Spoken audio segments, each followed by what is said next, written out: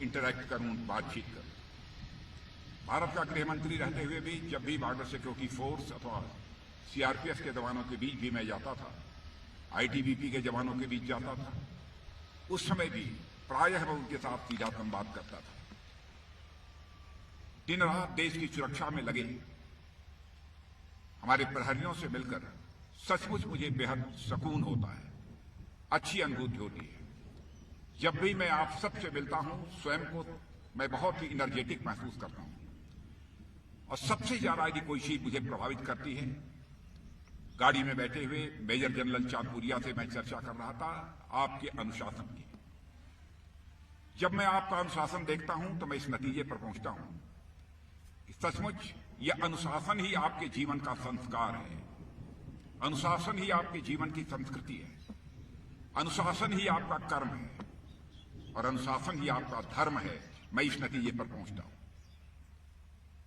और आप जैसे लोगों से मिलकर सचमुच मैं अपने को बहुत ही गौरवान्वित महसूस करता हूं। और स्वतंत्रता प्राप्त के बाद से मैं जानता हूं कि यह क्षेत्र कितना संवेदनशील है। हमारा पड़ोसी किस प्रकार की समय समय पर नापाक हरकतें करता रहता है, यह बताने की जरूरत नहीं है। आए दिन कुछ न कुछ दुर्घटनाएं होती रहती हैं। आतंकवादी वारदातें भी पहले बड़ी संख्या में होती थी, लेकिन अब वह नाम मात्र रह गई हैं। उसका श्रेय भी यदि किसी को जाता है तो हमारे सेना के जवानों को जाता है, हमारे सीआरपीएफ बॉर्डर सिक्योरिटी फोर्स के जवानों को और जम्मू कश्मीर पुलिस के जवानों को जाता है। सबको मैं इसके लिए बहुत बहुत ही बधाई देना चाहता हूं। पाकिस्तान बराबर bleed India with thousands of cuts के साथ हर समय यह कोशिश करता है कि भारत सदैव परेशान रहे, लेकिन आप सब इस देश की ऐसी फेंसिंग वायर हैं कि जिसके कट का प्रयास करने वाले खुद ही ब्रीडिंग के शिकार हो जाते हैं और आपकी मुस्तैदी से उसके अपने कट के प्रयास का खुद ही खामियाजा हमारे पड़ोसी को भुगतना पड़ता है। मैं दोस्तों बतलाना चाहता हूं कि आपके ऊपर देश को पूरा भरोसा है कि आप सब किसी स्तर पर भी और किसी भी स्थिति का सामना करने के लिए सदैव तैयार हैं, ऐसा देश यह मानकर चलता है। भारत दुनिया का अकेला देश है जिस देश की धरती से यहां के संत महात्माओं ने भारत की सीमा में रहने वाले लोगों को ही अपने परिवार का सदस्य नहीं माना है, बल्कि पूरे विश्व की धरा पर रहने वाले लोगों को अपने परिवार का सदस्य मानते हुए वसुधैव कुटुंबकम, the whole world is a family, यह मैसेज सारी दुनिया को किसी देश की धरती से गया है तो केवल और केवल हमारे और आपके देश की धरती या भारत से गया है। स्वदेशो लोकत्रयम, यह हमारे देश के ऋषि और मनीषियों ने कहा है। यानी केवल धरती ही नहीं बल्कि तीनों लोग हमारे परिवार हैं। इतना बड़ा मन इन भारतवासियों का है।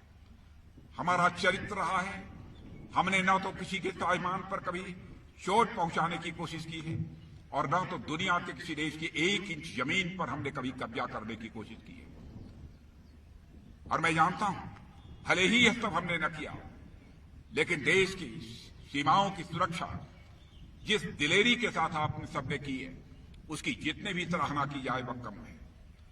मैं कभी विचार करता हूं कि वो कौन सी भावना है जो आपको अपना सर्वस्व न्यौछावर करके, अपनी जिंदगी भी देकर देश की सीमाओं की रक्षा करने के लिए प्रेरित करती है। तो मैं तो इसी नतीजे पर पहुंचता हूं, मनुष्य के हृदय की सबसे बलवती भावना, सबसे स्ट्रांग फीलिंग यदि कोई होती है तो राष्ट्रीय स्वाभिमान की भावना होती है।